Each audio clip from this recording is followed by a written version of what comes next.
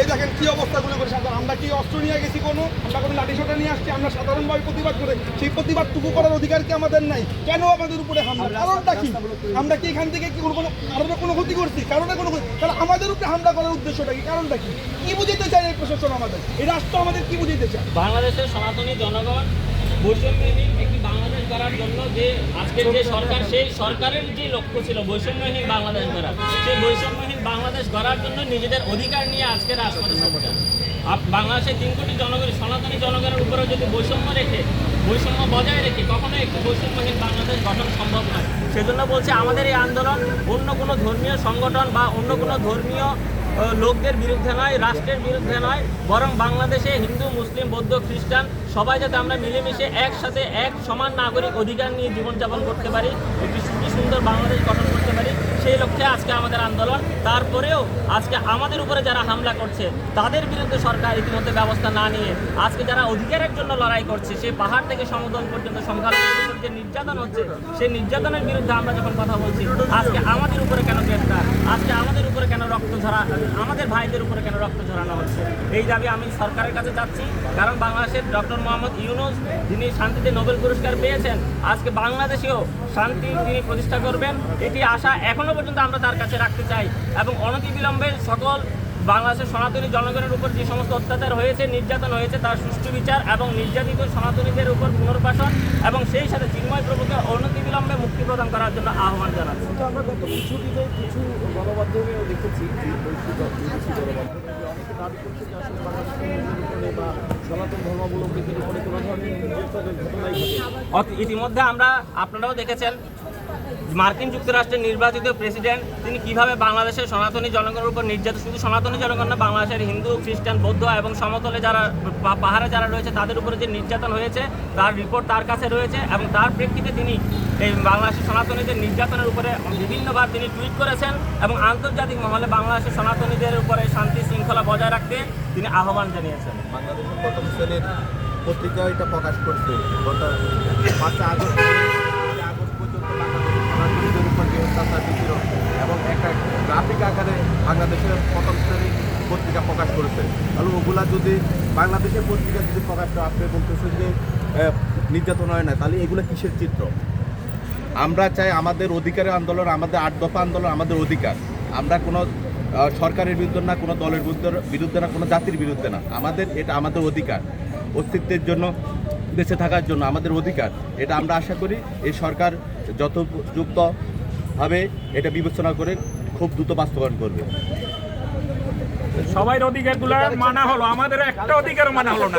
আমি বলি না, আপনি বললেন যে আমি বলি আপনি বললেন যে বিদেশি গণমাধ্যম এটা প্রচার করে না।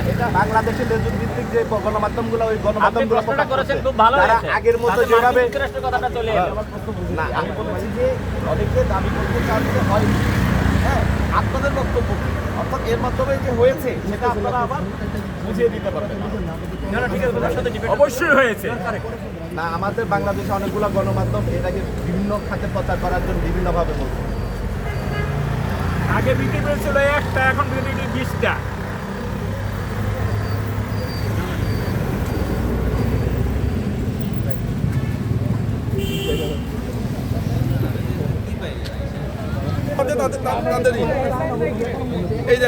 এই দেখেন আমাদের সনাতনী ভাইকে কি অবস্থা করছে দেখছেন। আমরা নিরস্ত্রভাবে এখানে আসছি আন্দোলন করছি, আমরা প্রতিবাদ করছি, সাধারণ ভাষায় প্রতিবাদ করছি, আমরা এখানে কোনো হচ্ছি নাই। তারপরে আমাদের উপরে আন্দোলন কি বুঝতে চায় বাংলাদেশ প্রশাসন? আচ্ছা, ডিবি অফিসের সামনে কি আপনারা অবস্থান করবেন? ডিবি অফিসের সামনে আমরা অবস্থান করছি, এখনো পর্যন্ত আমরা চিন্ময় প্রভুর কোনো অবস্থান জানতে পারি না, সেটা জানার অপেক্ষা করতেছি। আমরা এখানে কোনো হট্টগোল করতেছি না। আমরা যতক্ষণ পর্যন্ত না জানতে পারছি চিন্ময় প্রভুর অবস্থানটা কি আছে, তিনি কি আদৌ কি ডিবি কার্যালয়ে আছেন কিনা, ততক্ষণ পর্যন্ত আমরা এখানে আছি।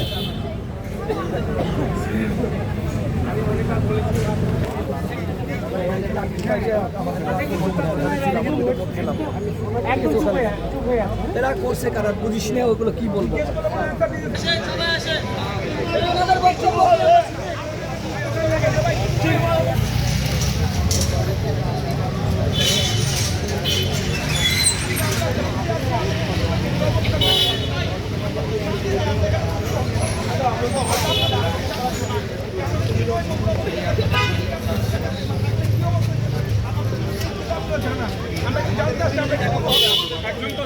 জিজ্ঞাসাবাদের কি অবস্থা আছে?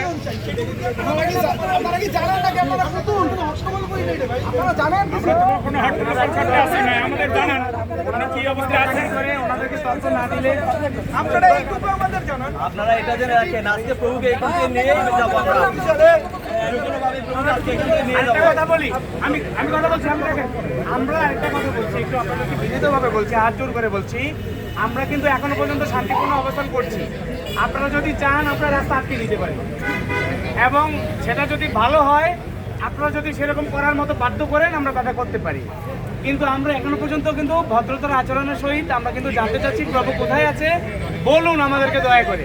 ওনার শারীরিক কন্ডিশন ভালো না, আমরা বিনীতভাবে অনুরোধ জানাচ্ছি আপনারা একটা টিম দিয়ে বলুন যে ওনাদেরকে একটা তথ্য দিন, ওনারা শান্ত হবে এবং আন্দোলনটা ওনাকে প্রভুকে নিয়ে যাবে। আমরা এখানে সকল মিডিয়া ভাইরা আছেন, আমরা প্রত্যেকে জানাতে চাই আপনাদের মাধ্যমে যে একটা শান্তিপূর্ণভাবে জিনিসটা সমাধান হোক, এবং সেটা ভুল বোঝাবুঝি হয়েছে না কোনো মামলা দেখিয়ে তাকে অ্যারেস্ট করা হয়েছে অথবা তাকে হয়রানিমূলকভাবে কোনো কার্যক্রম করা হয়েছে। কেনই বা জিজ্ঞাসাবাদের জন্য তারা এইভাবে হঠাৎ করে এইভাবে ধরে নিয়ে এসে ওনাকে অসুস্থ অবস্থায় এখানে আটকায় রাখা হলো, এইটাই আমরা একটু জানতে চাই। আমরা কিন্তু অন্য কিছুর জন্য এখানে আসিনি, আমরা দাবি দেওয়ার জন্য আসিনি। আপনাদের পক্ষ থেকে কেউ কি নেই এই কথা বলার মতো? স্যারের কাছ থেকে একটু জিজ্ঞেস করে দেখেন আপনাদের কোনো অভিযোগ নেই আমাদের জন্য আপনাদের অথরিটি এখানে পাঠান, যারা কথা বলতে পারে তাদেরকে পাঠান। আপনাদের তো মুখে সুপারগুলো লাগানো। কি ভাই, এত শান্তিপূর্ণ আন্দোলন করা হবে না। ওইখানে মারতেছে আর আপনাদের কি হইছে ওইটা? এরা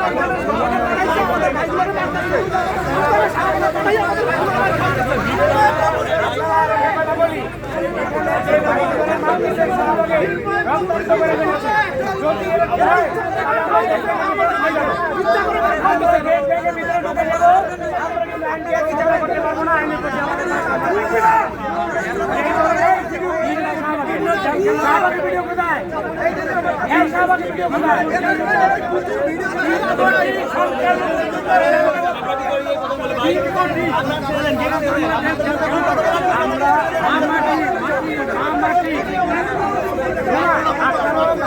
আমরাও মানুষ, আপনারা হতে পারে মুসলিম, হিন্দু, আমরাও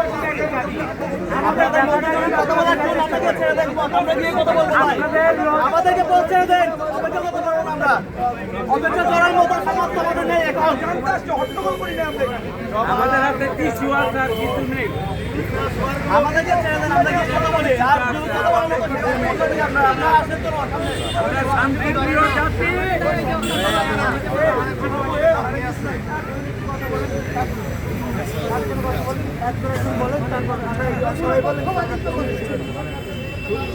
আমাদের সাথে বিমান ছিল কারণটা কি?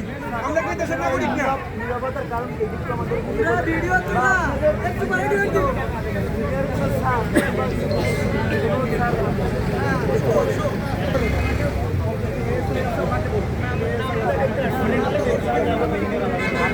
ততটা জেনে আমাদেরকে জানান, একটু শুধু আমাদেরকে জানান যে আসলে আমরা কেউ এখনো আপনাদের প্রতি শ্রদ্ধা রেখে আমরা দাঁড়িয়ে আছি। আমরা চাই না আপনাদেরকে কষ্ট দিতে, আপনারাও নিশ্চিত চাচ্ছেন না আমাদের কষ্ট দিতে। কার্যালয়ে যে উপস্থিত হয়েছেন আপনি জানতে চাচ্ছেন যে চিন্ময় দাসের অবস্থান কি এবং তাকে নিয়ে আইনশৃঙ্খলা বাহিনী তথা ডিবি পুলিশের বক্তব্য তারা জানতে চান যে আসলে তিনি কী অবস্থায় আছেন এবং তাকে নিয়ে তাদের পরিকল্পনা কী, গ্রেফতার করা হয়েছে নাকি তিনি আটক আছেন নাকি জিজ্ঞাসাবাদের জন্য আনা হয়েছে, সব সুনিশ্চিতভাবে তারা এখন পর্যন্ত দুপুরে খাবারটা কিছু খাইনি। পরিষ্কার উত্তর তাদের কাছে চান, এর জন্যই তারা এই মুহূর্তে অবস্থান করছেন।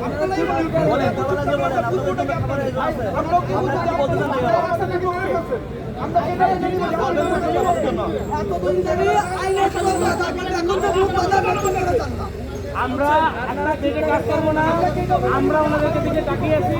ওনারা আমাদেরকে একটা যে কোনো একটা বার্তা দিবে শান্তিপূর্ণ, আমরা সেইটার উপরে উপনীত হয়ে আমরা বাকি স্টেটমেন্ট দিই। চট্টগ্রাম থেকে ঢাকা মুক্তি যখন আমরা আসবো তখন বুঝতে পারবেন ঢাকা তলিয়ে যাবে। ছেড়ে দেওয়ার মতো সবাই নেই আমাদের। এতদিন জানতাম আইনের চোখ বাঁধা, এখন যে মুখ বাঁধা নতুন করে জানতাম। দেশে দেশে কোনো বিপ্লব হয় নাই, আমাদের দেশ স্বাধীন হয়েছে।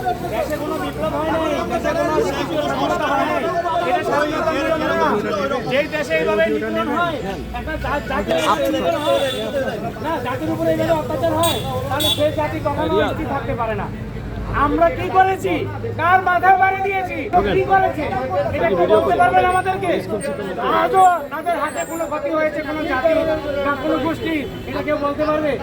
আমরা কিন্তু সেই সভ্যতার পরিচয় দিচ্ছি। আপনাদের বাবারা, আপনাদের চাচারা কিন্তু আমাদের সঙ্গে চলাফেরা করেছে, আপনারাও কিন্তু আমাদের সঙ্গে লেখাপড়া করেছেন। আপনারা কিন্তু দেখেছেন হিন্দু সম্প্রদায়ের লোকের বাংলা মাঝখানে এই টক হয়েছিল, এখন আবার দেখতে পাচ্ছেন যে আপনারা এখনো অবস্থান বজায় রেখেছেন এবং আচরণ করি না।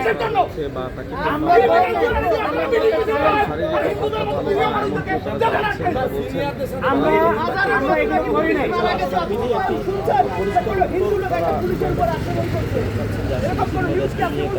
পরিকল্পনা কি এবং তার কি অবস্থা? কারো বাড়ি কি দখল করছে, কারো জায়গা দখল করছে, কারো কোনটি তুলে নিয়ে আসছে, এরকম কোন রেকর্ড কি হিন্দুদের আছে? উত্তর দিতে পারবো না তো। আমার আমার পাশের বাড়িতে তথ্য আমাদেরকে বলুন যে প্রভু এখানে আছে কি নেই। এখন আমরা যদি একদম করি, আমাদের বাধ্য হয়ে আপনারা আইন রক্ষার ক্ষেত্রে আপনারাও কিছু করতে হবে। আমরা কিন্তু এটা করতে চাই না।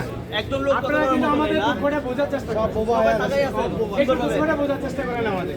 যদি পারে প্রত্যেক থানায় থানায় সব কিছু ধরে ভরে দেন। এরপরে কোনো আন্দোলন হবে না, এরপরে কোনো আন্দোলন হবে না। সবাইকে তুলে দেন, আমাদের তুলে দেন, আমরা গিয়ে কথা বলি, আপনাদের কথা বলার মতো এবিলিটি নেই, আপনারা দাঁড়িয়ে আছেন। ভাই আমাদের পারবে না কেন? যদি আজকে সরকারাই দিতে পারে, তাহলে সেটাও বলতে পারবে না।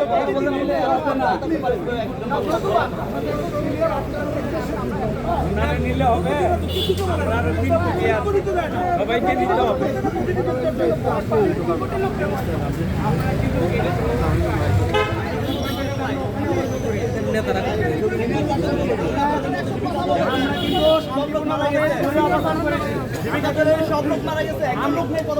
আমরা গেটের সামনে কিন্তু এখনো পর্যন্ত আসিনি, এই মাত্র আসলাম, আর পাচ্ছি না যে আমাদের এই শাহবাগের ভিডিও কোথায়, শাহবাগের ভিডিও কোথায়?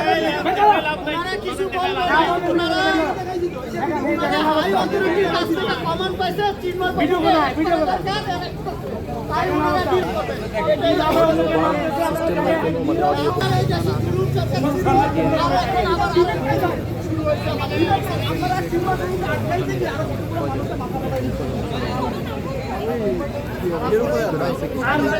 চিন্ময় বাবু ছাড়াও আন্দোলন হবে, চিন্ময় বাবু ছাড়াও আন্দোলন হবে, আন্দোলন আটকাতে পারবে না কেউ, সেটা শান্তিপূর্ণ আন্দোলন হবে। আজ পর্যন্ত যে 9 আগস্ট থেকে এ পর্যন্ত শান্তিপূর্ণ আন্দোলন হয়েছে, বাকিটাও হবে। আমরা কিন্তু কোনো অশান্তি কিছু করবো না।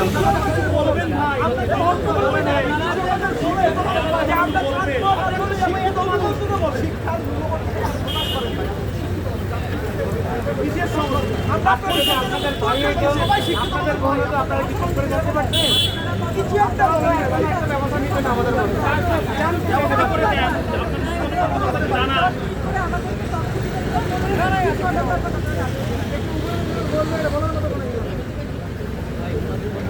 ভাই আপনাদের কেউ একজন নেই, না আমাদের আছে, সেটা আমরা ওনাদেরকে জানি, কেউ তো এখন শুনতেছে, আমরা ওনাকে দিনের বেলা বন্ধ করে গিয়ে একটু জেনে আমাদের আপনি যদি বাধ্য করেন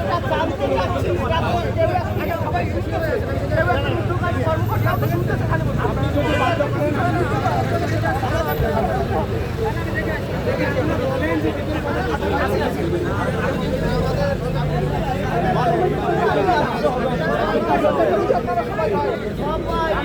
বিচার করার তখন অন্তত একটা কথা তো বলতে পারবে। তাহলে আমাদেরকে ফায়ার করেন ভাই, ফায়ার করেন, ফায়ার করতে পারেন যে এটা দেখেন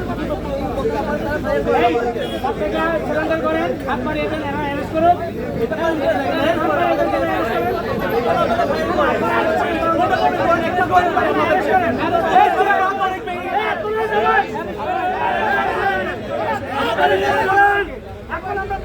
জেলে যাওয়ার জন্য বলেন, আমরা অশান্তি দিতে চাই না, আমরা অশান্তি পরিচয় দিতে চাই। আপনারা বলেন আপনাদের মধ্যে একজন লোক নেই ভাই, একজন লোক নেই আমাদের মধ্যে, আমাদের মধ্যে একজন লোক নেই, আমরা অশান্তি চাই না, সত্যিকার অর্থে আমরা অশান্তি চাই না। আপনারা আমাদেরকে সত্যিকার অর্থে ভাই হিসেবে আমাদেরকে একজন লোক নেই আমাদের মধ্যে, একজন দিয়ে আমাদেরকে এতগুলো লোক দাঁড়িয়ে আছে, একটা লোক নেই আমাদের মধ্যে কথা বলার মতো। আপনারা আমরা দাঁড়িয়ে থাকবো, এটা মহিলাদেরকে দাঁড় করে দেয়, ওরা অনেক বেশি কথা বলে।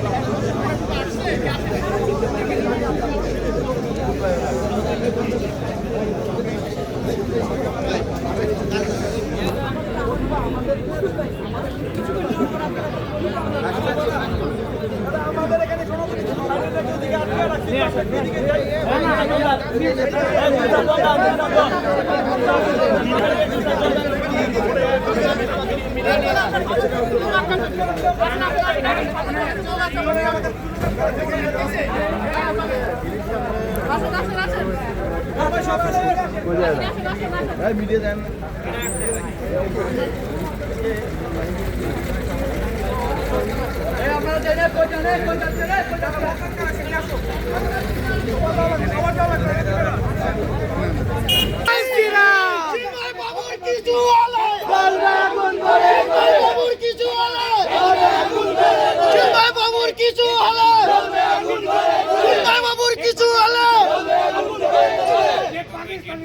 এই দেশে অত্যাচার করেছে, লক্ষ লক্ষ মা বোনের গর্ভে অবৈধ সন্তান দিয়েছে। যে পাকিস্তানে বলে গিয়েছিল এই দেশে আমাদের সন্তান দিয়ে দাও, আমাদেরকে বাপ ডাকবে, এই দেশে সেই ধরনের পাকিস্তানের রক্ত রয়ে গেছে বলে আজকে দেশের প্রতি কোনো ধর্মের মানুষের এই দেশ প্রেম নাই। যদি আমাদের দেশ প্রেম থাকতো তাহলে তার আগে আমাদের বাবা মার প্রতি আমাদের শ্রদ্ধা থাকতো, ভালোবাসা। তাদেরকে পৃথিবীতে আনিয়েছে, কিন্তু যে এরা এই বাবা মার সামনে যে ধরনের অপকর্ম করতে পারে তারা এই দেশকে নিয়ে অপকর্ম করতে পারে, এই দেশটাকে বিক্রিও করতে পারে। কিন্তু আমরা শুধু জানতে চাই, আপনারা যারা এই ধরনের সামনে থেকে দাঁড়িয়ে আপনারা বিভিন্ন লাইভে বলতেছেন হিন্দুরা আমাদের ভাই, আমাদের হিন্দুদের সাথে চলতে চাই, তো এটা তার প্রমাণ। এটা কি তার প্রমাণ? এটা কি সেটা সেই শান্তিপূর্ণ দেশ হতে পারে? সে স্বাধীন দেশ 1971 সালে সেই স্বাধীন দেশ হতে পারে? 5ই আগস্টে কিসের দেশ স্বাধীন হয়েছে? এই দেশের মানুষ কি কোনো কথা বলতে পারে?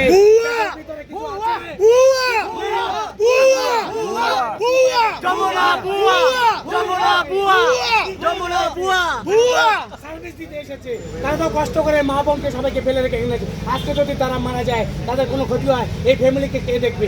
কোনো জামা শিবির দেখবে, কোনো বিএনপি দেখবে, আওয়ামী লীগ দেখবে, কোনো দল দেখবে? দেখবে না। ওই বলা পর্যন্ত শেষ। এই পর্যন্ত তারা মানুষকে মিডিয়াতে যেগুলো কভার করে এগুলো মানুষকে বোঝানোর জন্য, দেশকে বোঝানোর জন্য, বিশ্বকে বোঝানোর জন্য।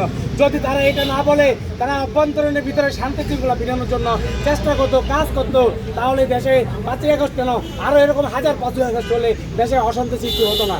তাই আমরা আপনাদের কাছে বলতে চাই, আপনারা যে কোনো একজন ভিতরে গিয়ে বলেন যে চিন্ময় বাবু কোথায় আছে, ওনার শারীরিক কন্ডিশন কেমন, ওনাকে কখন ছাড়বেন, অথবা ওনাকে এখানে আছেন কিনা। আমরা এখনো পর্যন্ত আপনাদের একটা দেওয়াল, একটা পুলিশ বাহিনীর হাতে গায়ে কিন্তু আমরা কাজ করিনি। আমরা এটা বোঝাতে চাই যে আমরা নীরবে প্রতিবাদ করতে চাই। আপনারা শুধু আমাদেরকে বলেন যে এখানে এই তথ্যটা আছে, আমরা দিয়ে আপনাদেরকে সহযোগিতা করতে চাই। প্লিজ আপনাদের কাছে আমরা বিনীতভাবে অনুরোধ জানাচ্ছি, যে কোনো একজন গিয়ে আমাদেরকে তথ্যটা দিন উপরের মহলে।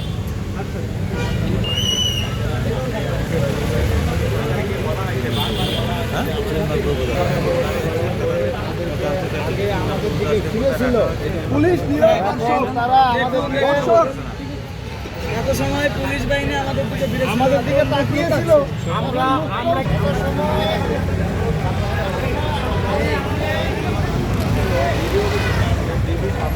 কারণ হচ্ছে ওখানে কিন্তু পুলিশ আমাদেরকে হয়েছে থেকে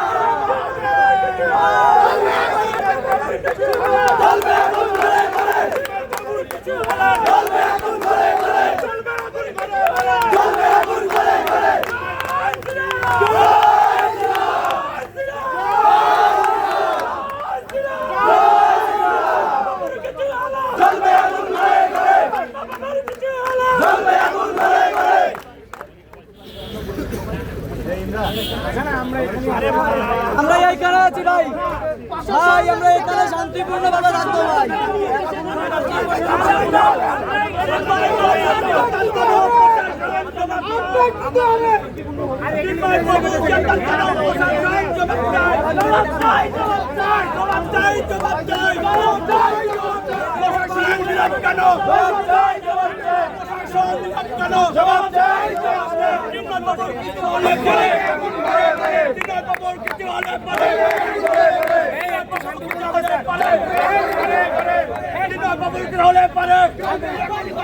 প্রশাসন নীরব কেন? প্রশাসন নীরব কেন?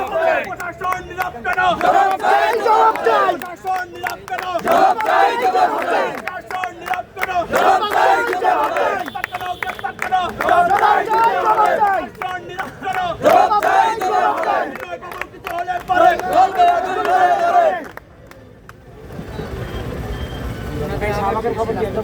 আমি বুঝতাম একটা কিছু প্রশ্ন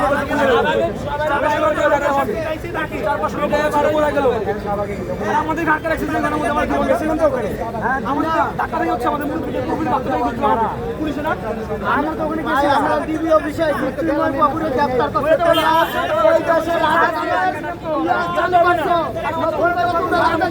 চালু করছো এই দেশে আমি চালু করছো তৃণমূল বাবুরে গ্রেফতার করছো তোমরা আমরা ডিবি কার্যালয়ের সামনে ততক্ষণ আমরা একটা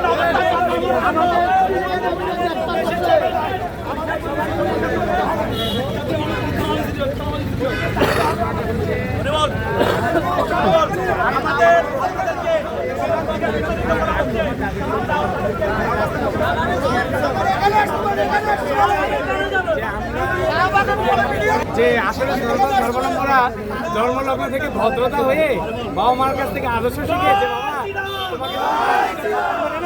তুমি কিছু বলো না, তুমি নিজের ভাষায় এসে বলো। এই জন্য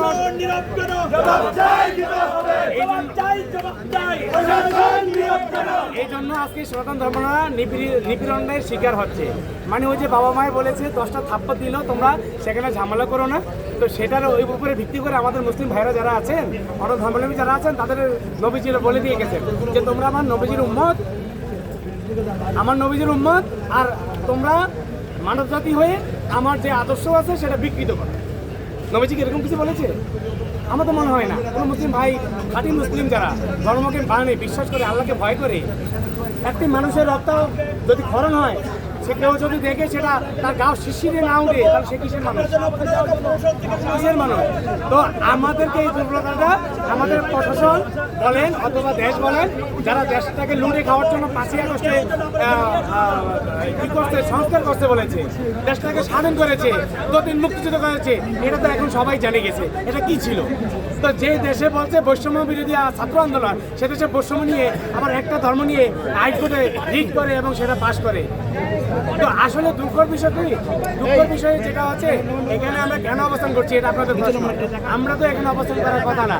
আমরা রংপুরে সমাবেশ করেছি, সেখানে দেখেছেন আমি হিউম্যান রাইটস ডিরেক্টর, সেখানে ডিএমপি কমিশনার ছিলেন, তারপরে এডিশনাল কমিশনার